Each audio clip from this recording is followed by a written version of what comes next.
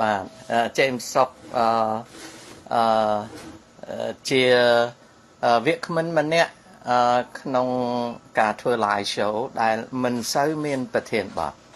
បាទហើយជម្រាបសារជាថ្មីម្ដងទៀតថាចុកសេមគឺជាមនុស្សដែលមិនចូលចិត្តទៅជេរបញ្ចោនៅលើ timeline ឬក៏ show របស់អ្នកណាទេបាទលើកលែងតែទទួលរងនៅការប្រមាថមើលងាយពីអ្នកដទៃនឹងក្នុងចំណុចមួយទៀតក្រោយពីខ្ញុំបានអធិប្បាយសពបែបសពយ៉ាងអំពីនយោបាយខ្មែរខ្ញុំដកខ្លួនមិនទៅឆ្លោះប្រកែកជាមួយនឹង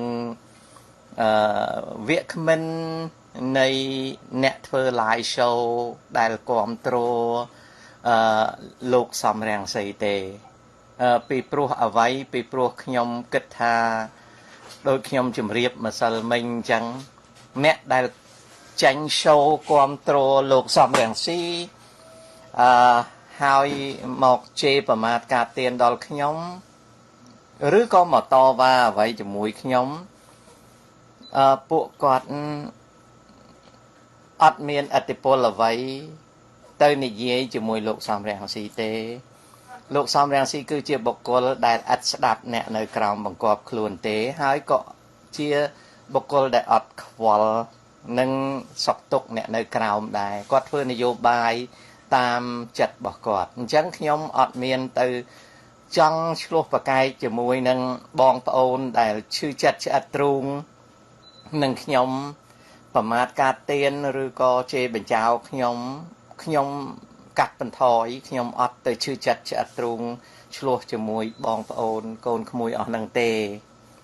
ពីព្រោះអីដូចខ្ញុំនិយាយឲ្យថាបងប្អូនកូនក្មួយអស់ហ្នឹងគាត់គាំពែគាត់គាំទ្រលោកសំរងស៊ីអីចឹងប៉ុន្តែគាត់អត់មានអធិពលអ្វីនិយាយជាមួយលោកសំរងស៊ីទេបាទចប់ខ្ញុំមិនលើកមកហោហែទេអញ្ចឹងនៅក្នុងនេតិ show នៅក្នុងថ្ងៃនេះខ្ញុំក៏លេចមើល timeline ខ្ញុំចូលចិត្តលើកអ្វីដែលតាក់ទងនឹង timeline ខ្ញុំមានន័យថាតាក់ទងនឹងទំព័រ Facebook ខ្ញុំចង់ធ្វើការពង្រីកពង្រឹងអត្ថាធិប្បាយដើម្បីកូនក្មួយប្រិយមិត្តណា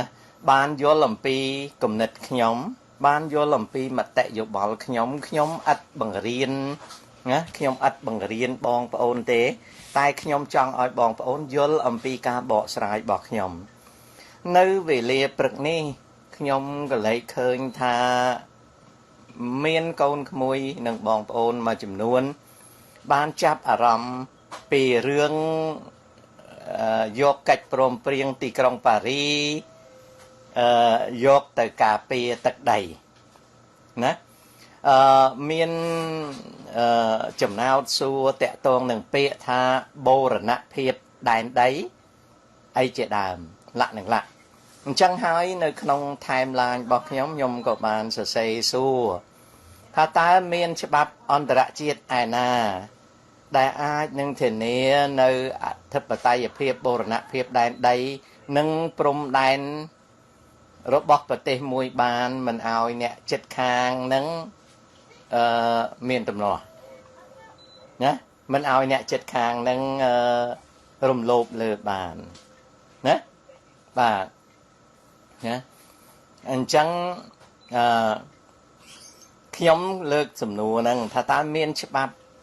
អន្តរជាតិឯណាដែលធានាប្រទេសមួយណាកុំឲ្យគេរំលោភបានលើទឹកដីខ្ញុំពីដើមបងប្អូនខ្ញុំជឿកាលហ្នឹងខ្ញុំនៅស្រុកខ្មែរខ្ញុំចេញមកខ្ញុំជឿថាប្រទេសស្វីសគឺជាប្រទេសដែលមានច្បាប់អន្តរជាតិធានា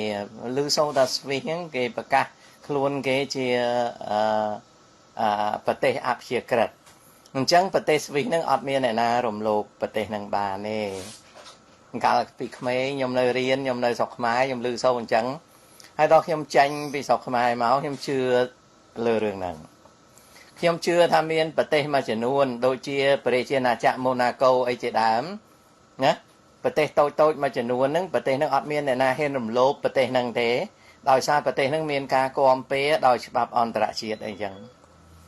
ដល់ពេលខ្ញុំចេញមករស់នៅក្រៅស្រុកហើយខ្ញុំចេះតែសិក្សាសង្កេតមើលពពោះមិនបានខ្ញុំសិក្សាសង្កេតមើល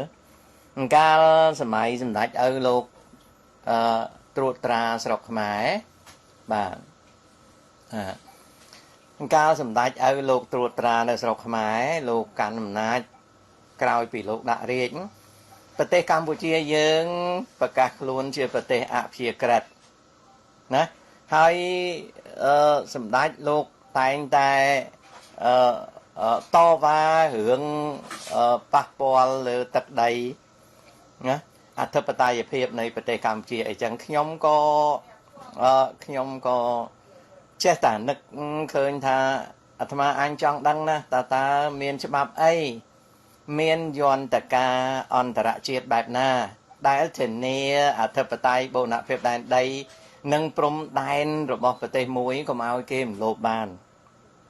ណាកុំឲ្យគេរំលោភបានគឺជាពិសេសប្រទេសដែលអត់មានអំណាចយោធាប្រទេសដែលអត់មានអំណាចយោធាប្រទេសដែលអត់មានកម្លាំងសេដ្ឋកិច្ចតើធ្វើយ៉ាងម៉េចដើម្បីរកកន្លែងណាមួយអន្តរជាតិគេមានកន្លែងណាមួយគេមានច្បាប់អន្តរជាតិគេមានប្រព័ន្ធអាម៉េចដើម្បីឲ្យប្រទេសកម្ពុជាយើងនេះបានរស់នៅដោយសុខសាន្តពីព្រោះប្រទេសកម្ពុជាយើងជាប្រទេសតូចណាមានទឹកដីទំហំប្រមាណជា1035គីឡូម៉ែត្រក្រឡាហើយព្រំដែនយើងជាប់នឹងប្រទេសជិតខាង3ហើយយើងចង់ឲ្យខ្ញុំមានគំនិតមួយចង់ឲ្យណាចង់ឲ្យប្រទេសខ្ញុំហ្នឹងមានលទ្ធភាពនឹងរស់បានពីព្រោះខ្ញុំឆ្អែតខ្ញុំចិនណាយខ្ញុំខ្លាចសង្គ្រាមដែលបានកើតឡើងពីឆ្នាំ1970មកខ្ញុំខ្លាចអញ្ចឹងខ្ញុំចេញមកក្រៅហ្នឹងខ្ញុំចេះតែស្វះស្វែងណាខ្ញុំចេះតែស្វះស្វែងរកថាតើអន្តរជាតិហ្នឹងគេមានច្បាប់អន្តរជាតិគេមានប្រព័ន្ធយ៉ាងម៉េចគេមានយន្តការយ៉ាងម៉េចដែលអាចនឹងការពារទឹកដីខ្មែរបានខ្ញុំចង់ដឹងដែរណាទោះបីខ្ញុំមិនមែនជាអ្នកនយោបាយខ្ញុំចង់ដឹងខ្ញុំស្វះស្វែងរកសពហើយបាទដំបូងនៅក្នុងទសវត្សរ៍ឆ្នាំទី80ណាបាទនៅក្នុងទសវត្សរ៍ឆ្នាំទី80ខ្ញុំមានជំនឿទៅលើច្បាប់អន្តរជាតិបាទសូម្បីតែខ្ញុំអត់យល់អំពីច្បាប់អន្តរជាតិទេ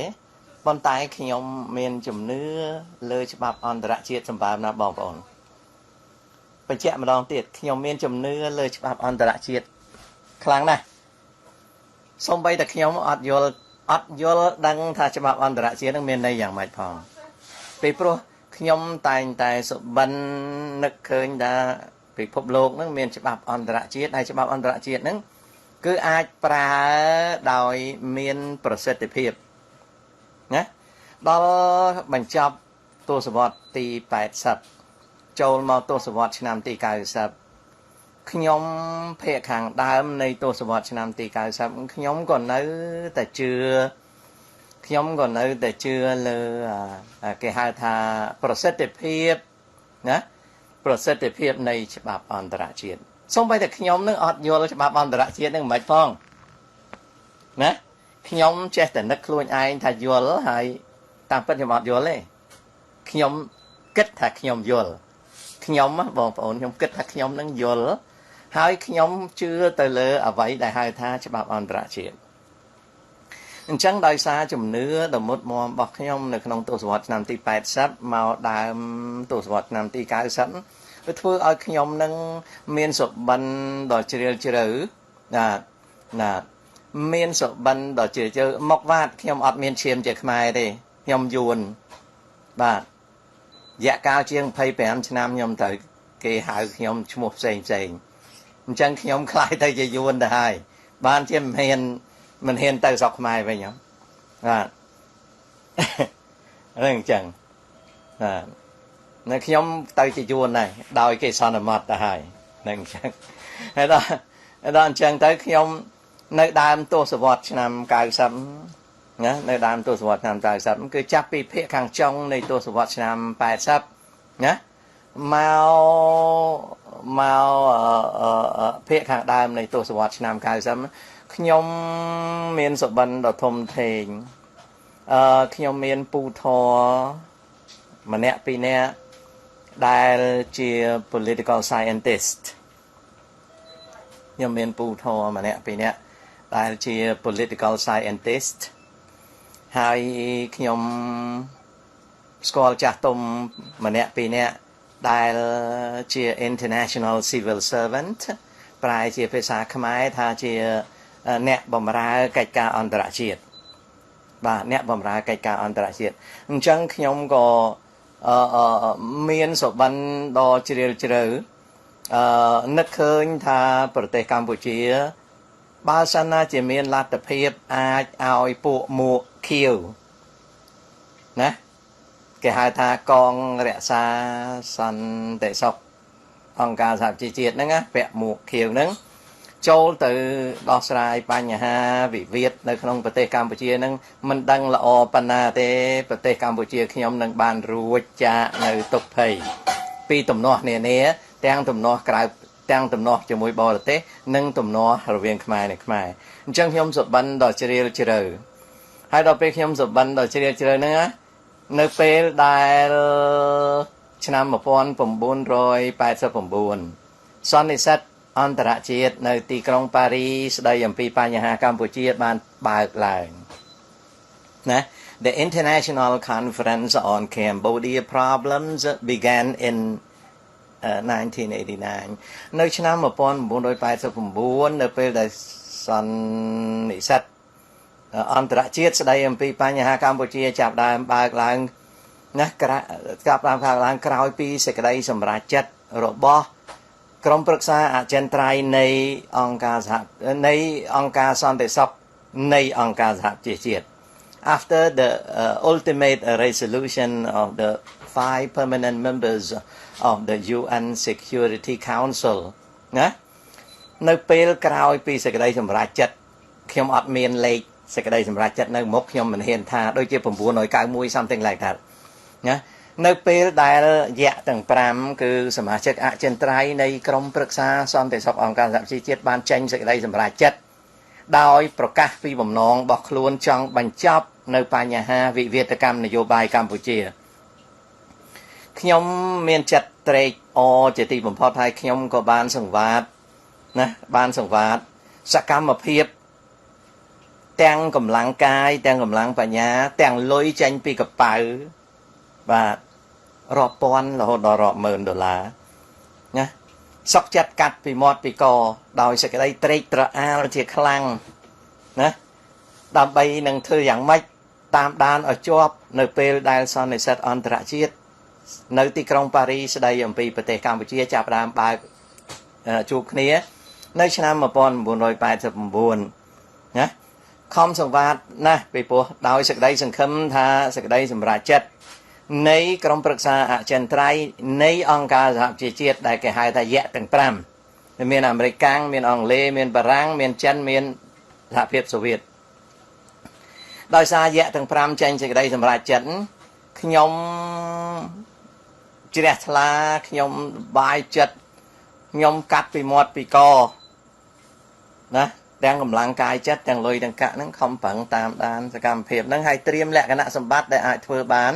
ដើម្បីនឹងចូលរួមក្នុងការធ្វើយ៉ាងម៉េចឲ្យមានការដោះស្រាយបញ្ហាកម្ពុជាតាមលទ្ធភាពខ្ញុំជាឯកជនមិន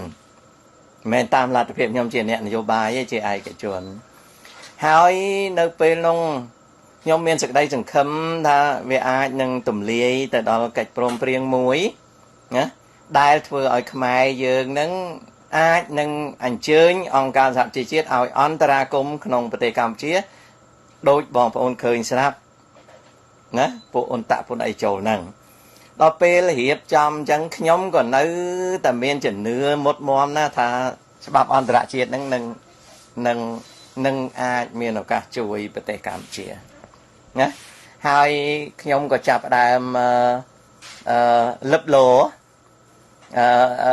ចង់ចូលរួមបាយប្រចាំខែនៅ cafeteria នៃអង្គការសហប្រជាជាតិក្រុងញូវយ៉ក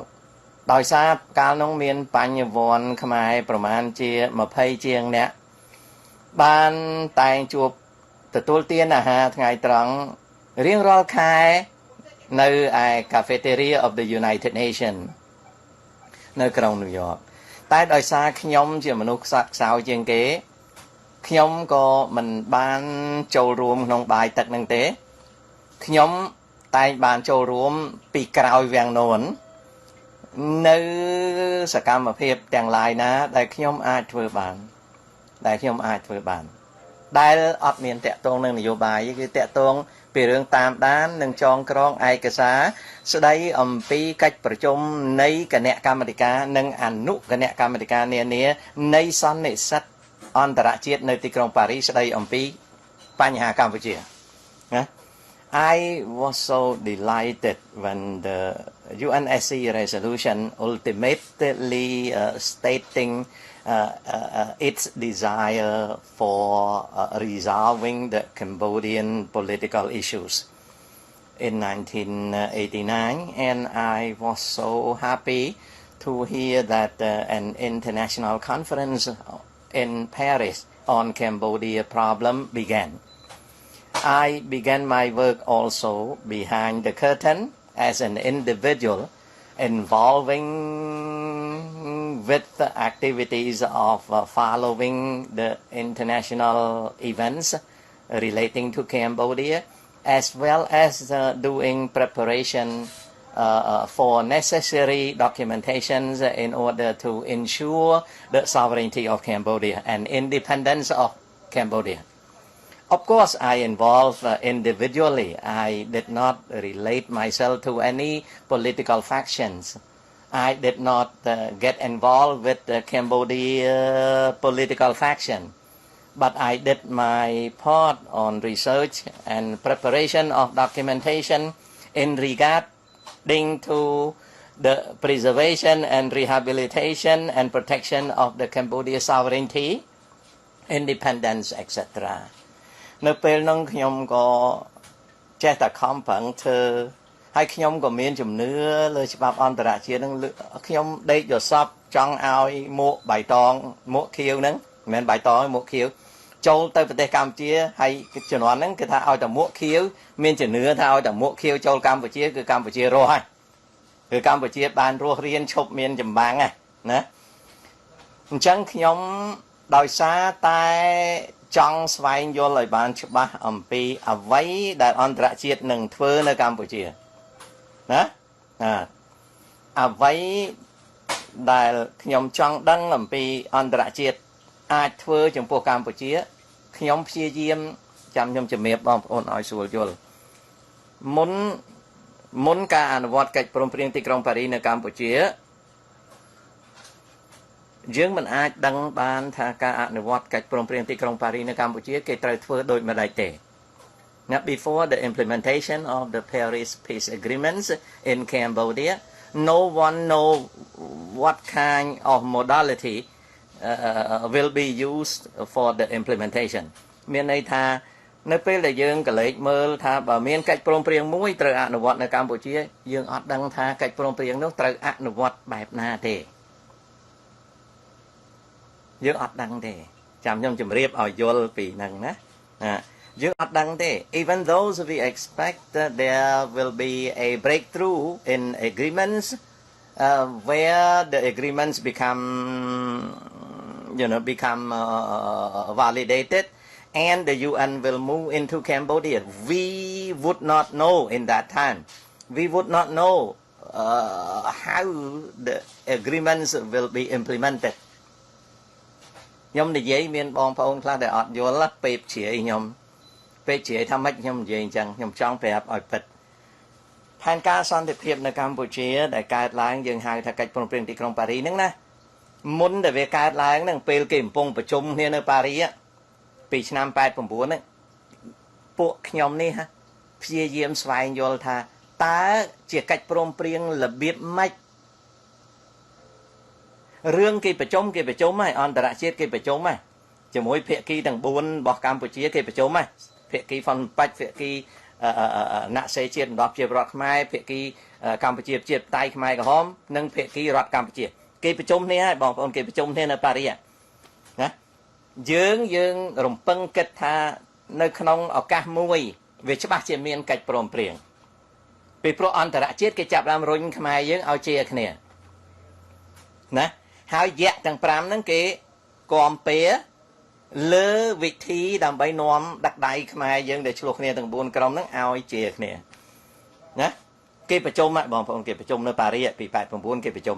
អញ្ចឹងមនុស្សដូចខ្ញុំនេះណាពួកជនដូចខ្ញុំគឺតាមដានឲ្យជាប់មានន័យថាគណៈកម្មការណាគេប្រជុំគេគិតអីយើងព្យាយាមទាញយកឯកសារមកសិក្សាអនុគណៈកម្មការណា sub committee ណាគេធ្វើអីយើងទាញយកឯកសារណាpress conference សន្និសីទព័ត៌មានរបស់សម្ដេចឪទាញយកមក press conference របស់លោកហ៊ុនសែនទាញយកមក press conference របស់លោកសឿនសានខៀវសំផនយើងទាញយកមកហើយយើងស្ទាបស្ទង់ស្ថានភាពអន្តរជាតិរយៈទាំង5ហ្នឹងមានការផ្លាស់ប្ដូរអីយ៉ាងបត់យ៉ាងម៉េចយល់ឃើញយ៉ាងម៉េចយើងខំប្រឹងតាមដានយកមកអារបស់ហ្នឹងគឺថាយើងតាមដានជាប់អញ្ចឹងហ្មងទាំងខ្សែអាតសម្លេងណាទាំងខ្សែអាតសម្លេងទាំងឯកសារណាទាំងខ្សែអាតសម្លេងទាំងឯកសារกระดาษទាំងកិច្ចការរបស់គណៈកម្មាធិការនៃសន្និសីទទីក្រុងប៉ារីសន្និសីទអន្តរជាតិនៅទីក្រុងប៉ារីសស្ដីពីកម្ពុជាហ្នឹងទាំងអនុគណៈកម្មការណាស្អីទាំងជំនួបផ្លូវការនិងក្រៅផ្លូវការរវាងសម្ដេចឪជាមួយនឹងលោកហ៊ុនសែនណាខ្សែអាត់ទាំងចវាយយើងប្រមូលយកមកយើងសិក្សាហើយពាក្យថាយើងហ្នឹងមនុស្សតែ2-3នាក់ទេអាហ្នឹងខ្ញុំនិយាយតែចំណែកខ្ញុំទេដែលអត់មានតាក់ទងនឹងគណៈបកនយោបាយណាទេគឺជា serious study and observing and following the events at the international conference in Paris on Cambodia problem យើងតាមដានហើយដោយសារខ្ញុំមានពូខ្ញុំធរហ្នឹងគាត់ជាពលិក scientist មានចាស់មួយចំនួនដែលគាត់ជា international public servants ណាជា international servants មិន public servant ទេគាត់ជា international servant គាត់ជាបុគ្គលិកអន្តរជាតិដែលធ្វើការនៅអង្គការសហជីវជាតិសិតតែ25ឆ្នាំ30ឆ្នាំខ្ញុំព្យាយាមរៀនសូត្រពីគំនិតហ្នឹងហើយនៅពេលហ្នឹងយើងបានឃើញរូបភាពមួយថាខ្មែរប្រងដោះស្រាយបញ្ហាណាប្រងដោះស្រាយបញ្ហាពីព្រោះអីបានយើងជឿថាវាមានការដោះស្រាយពីព្រោះយៈទាំង5គាត់ព្រមឈប់រុញខ្មែរឲ្យច្បាំងគ្នាណាយៈអាមេរិកក៏ឈប់យៈអង់គ្លេសក៏ឈប់យៈបារាំងក៏ឈប់យៈចិនក៏ឈប់យៈសហភាពសូវៀតក៏ឈប់កាលហ្នឹងណាអញ្ចឹងកាលណាយៈព្រមគ្នាខ្មែរមានច្រកចេញណាខ្មែរមានច្រកចេញអញ្ចឹងចាស់គាត់ប្រាប់គាត់ថាវាត្រូវមានកិច្ចព្រមព្រៀងមួយប៉ុន្តែយើងអត់ដឹងថាកិច្ចព្រមព្រៀងហ្នឹងនៅក្នុង model ណាមួយទេយើងអត់ដឹងថាវាជាទម្រង់យ៉ាងម៉េចទេណាវាជាទម្រង់យ៉ាងម៉េចយើងអត់ដឹងទេសម្ដេចលោកមានប្រអង្ការសម្ដេចឪលោកមានប្រអង្ការអូលោកចង់ធ្វើឲ្យមានអីណាហើយលោកមានប្រអង្ការលោកថាកម្ពុជាគួរណាជាយក model តាមសែងគៀមរេពុយប្លេកប្រាំងអីលោកចេះតែឡង់សេប៉ុន្តែអានោះគ្រាន់តែជាការឡង់សេរបស់លោកទេតែមិនដឹងថាភាគីណាក្នុងចំណោមភាគីទាំង4នៃកម្ពុជាហ្នឹងចាញ់បែបណាបន្ទាប់មកទៀត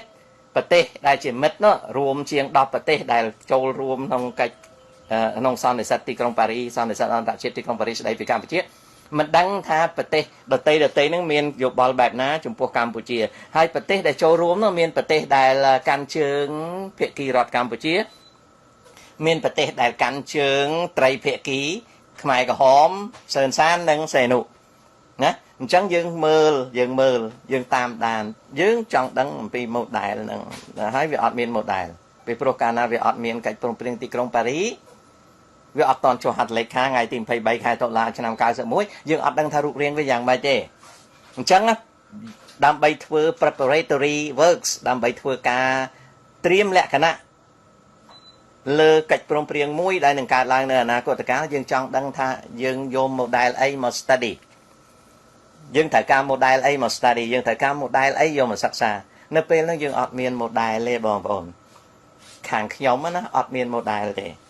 ណាដល់ខ្ញុំអត់មាន model អញ្ចឹងដោយសារខាងពួកខ្ញុំនឹងអត់មាន model ចាស់ខាងខ្ញុំនឹងអត់មាន model យើងក៏ធ្វើការសិក្សាស្រាវជ្រាវយើងឃើញការអនុវត្តរបស់អន្តរជាតិការអនុវត្តរបស់អង្គការសហជីវជាតិមួយនៅប្រទេសណាមេប៊ីយើងបានរកឃើញការអនុវត្តអន្តរជាតិមួយនៅណាមេប៊ីនៅប្រទេសណាមេប៊ីអញ្ចឹងយើងក៏ចម្លងយកណាយើងក៏ចម្លងយកការអនុវត្តអន្តរជាតិនៅណាមេប៊ីនឹងយកមកធ្វើជាគំរូសម្រាប់សិក្សាថាតើកម្ពុជាមានលទ្ធភាពទៅតាមផ្លូវហ្នឹងឯអត់ណានៅពេលដែលយើងយកផែនការសន្តិភាពនៅណាមេប៊ីយកមកប្រើធ្វើជា model សម្រាប់ធ្វើការសិក្សាពេលហ្នឹងយើងរកឃើញថាណាមេប៊ីវាខុសគ្នាពីកម្ពុជាវាខុសគ្នាយ៉ាងម៉េចបងប្អូនកម្ពុជាគឺជាសមាជិកនៃអង្គការសហជីវជាតិពី55មកណា when we search for the modality in order to do the preparatory works in regarding to the possible outcome of the Paris International Conference on Cambodia problems, we try to understand what modality that the United Nations would use and what modality that would apply to the future of Cambodia. But we do not have it. So after the search, we found the peace model implemented by the United Nations in Namibia. And we consider that we can use it to study in the area of implementation in order to have some limited understanding on how the implementation would be possible on the future agreements on Cambodia problems. In that time, when we study the Namibia peace plan, we found out that Namibia was in different case from Cambodia. យើងរកឃើញថាប្រទេសណាមេប៊ីគាត់ប្រទេសអត់ឯករាជ្យហើយគាត់អត់មានជាសមាជិកអង្គការសហជីវជាតិទេណានៅពេលប្រទេសកម្ពុជាយើង became member of the United Nations since 1955 ប្រទេសកម្ពុជាយើងបានក្លាយទៅជាសមាជិកនៃអង្គការសហជីវជាតិតាំងពី55មកវាខុសគ្នាណានៅពេលហ្នឹងប្រទេសណាមេប៊ីអង្គការសហជីវជាតិគេដាក់ trusteeship នៅនោះប៉ុន្តែប្រទេសកម្ពុជាអត់ត្រូវការ trusteeship ទេ there is no trustee because Cambodia is a member state of the UN ណាអញ្ចឹងយើងក៏កែគំរូហ្នឹងហើយយើងព្យាយាមសិក្សាអូខេខ្ញុំអត់ភ្លេចទេណាពាក្យដែលខ្ញុំចង់បញ្យល់ថ្ងៃនេះគឺខ្ញុំចង់បញ្យល់ថាតើមានច្បាប់អន្តរជាតិណាអាចធានាទឹកដីប្រទេសខ្សោយមួយប្រទេសតូចប្រទេសក្រីក្រប្រទេសខ្សោយមួយកុំឲ្យគេឈ្លានពានកុំឲ្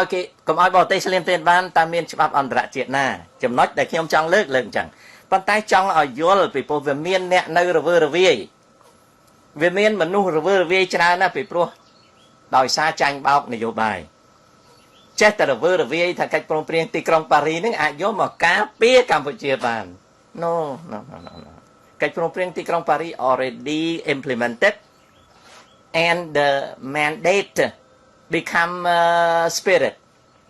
អានឹងខ្មែរបាក់ប្រែណាខ្មែរពិបាកប្រែណាខ្មែរពិបាកប្រែតើនេះ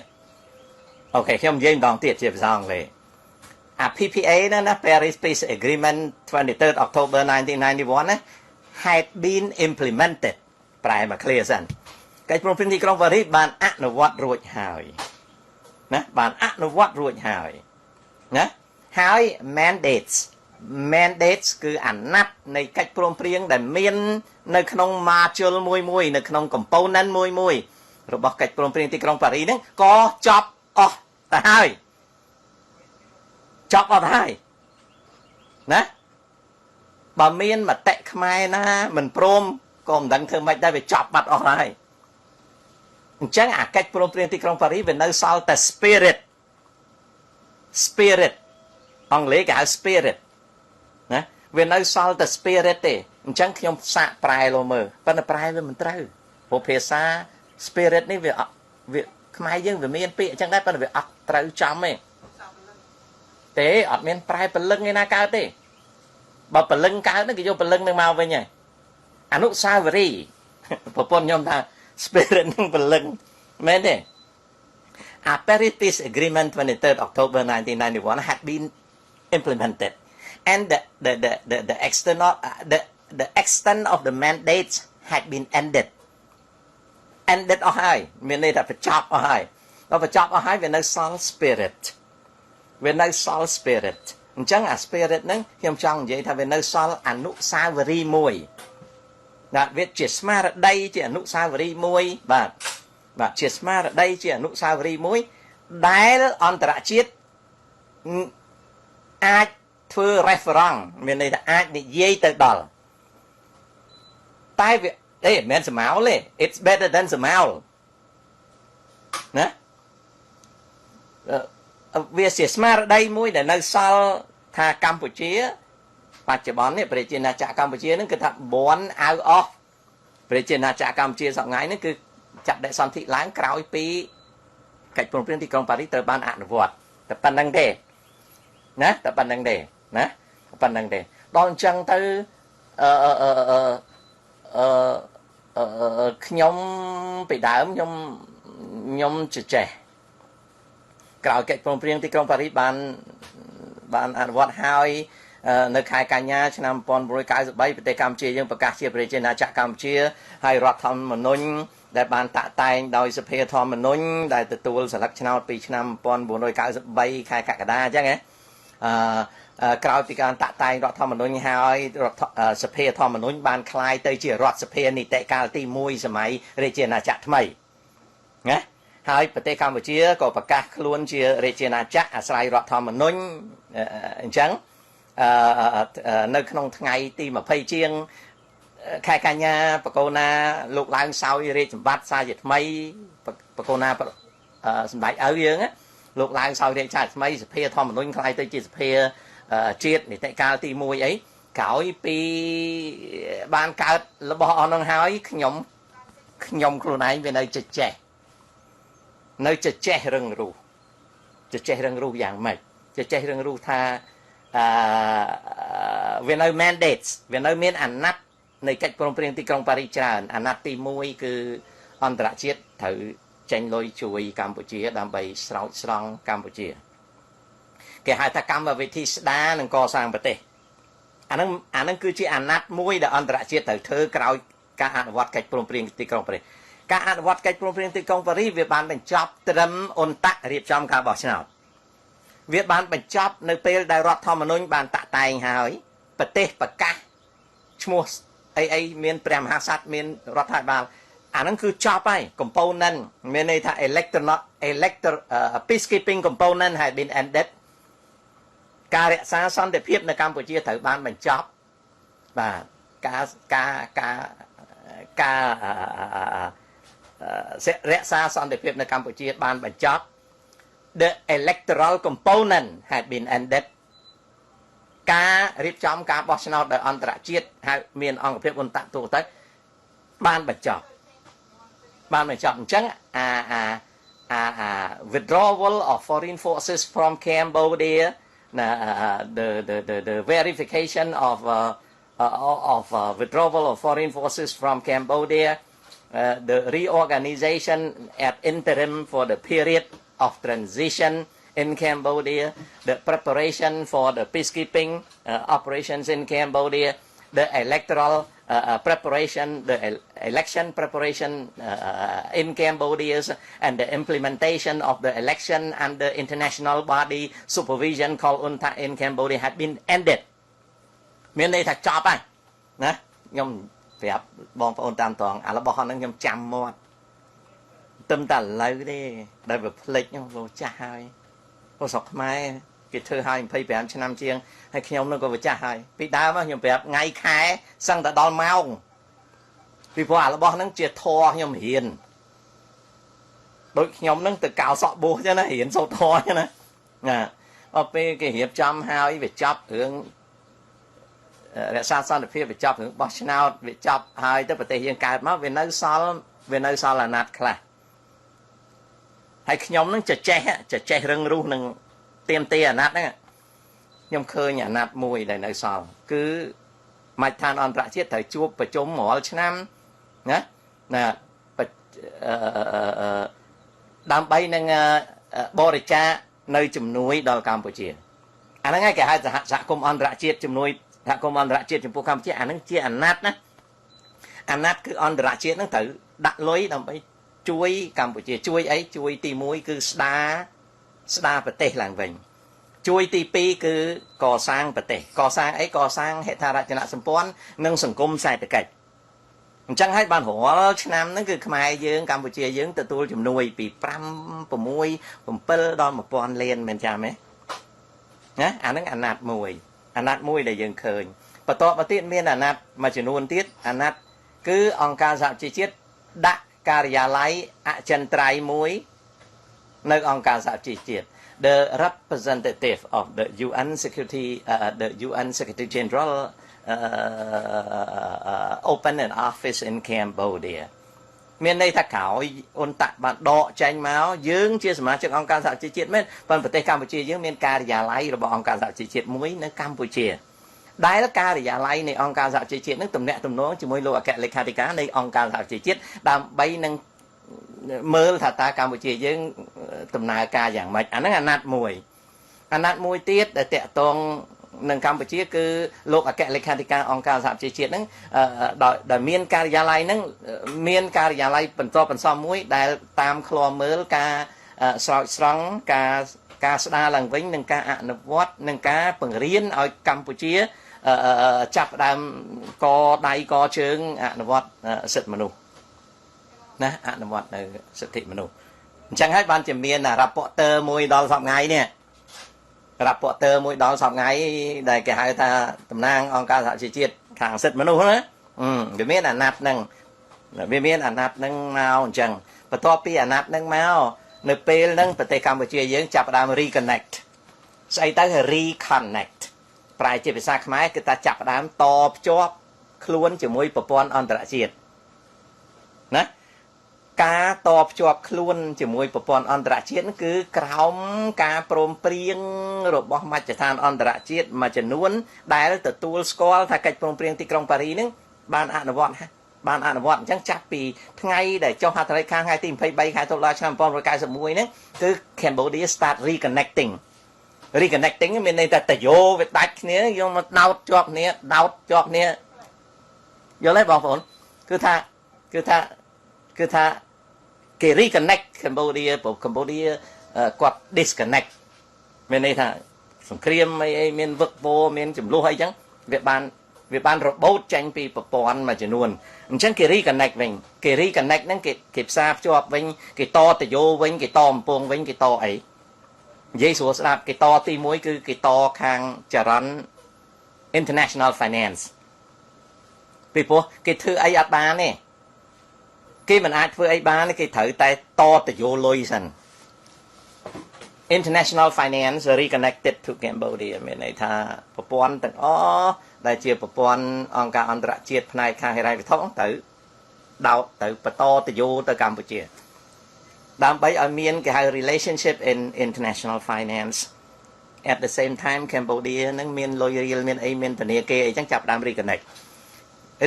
ទី2គឺ connect the traffic of importation and exportation and the exchange of goods include payment system គឺត្រូវតយោមួយដើម្បីឲ្យកម្ពុជាអាចដឹកចេញអាចនាំចូលបានហើយអាចមានចរន្តបង់ប្រាក់ហ៎តស្អីទៀតចេះតណាខ្ញុំណាតអីទៀតត economic connectivity with international community ស្អីទៅហៅថា economic activity with international community គឺប្រទេសកម្ពុជាយើងមិនត្រឹមតែអាចប្រើប្រាស់លុយក្នុងចរន្តហិរញ្ញវត្ថុអន្តរជាតិបាន តទៅយោរឿងដឹកជញ្ជូនតំណែងដោះដូរតំណែងនិងការបង់ប្រាក់ទេគឺមាន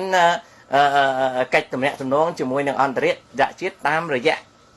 អីតាមរយៈការទូតដែលការទូតហ្នឹងគ្រប់គ្រងលើវិស័យសេដ្ឋកិច្ចលើវិស័យជំនួយ